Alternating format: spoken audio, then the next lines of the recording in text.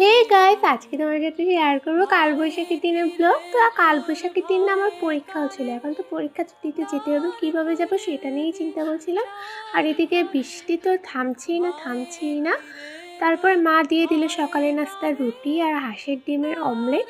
এটা খেতে তো আমার দারুণ লাগে। তারপর দুধ চা এসেছে। তারপরে বৃষ্টিটা থেমেছে, এখন যাও স্কুলে। আর দুপুরে এসে দেখি মা রান্না করেছে ইলিশ মাছ, ইলিশের ডিম, শুটকি ভুনা, রসুনের আচার এবং গরম গরম খিচুড়ি। একদম জমে ক্ষীর। মিষ্টি হলে তো আরও অনেক ভালো হতো, কিন্তু কী আর করার, মিষ্টি তো নাই বাড়িতে। যাই হোক, তারপরে আমি একটা স্পাইসি ওয়াটারমেলন বানাচ্ছি, যেটা মেক্সিকোর মানুষরা খায়। এটা অনেক ট্রেন্ডে চলছে।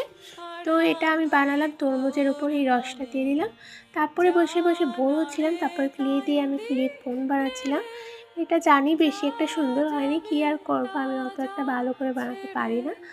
যাই হোক, যেভাবে মনে চায় সেভাবে বানাচ্ছি।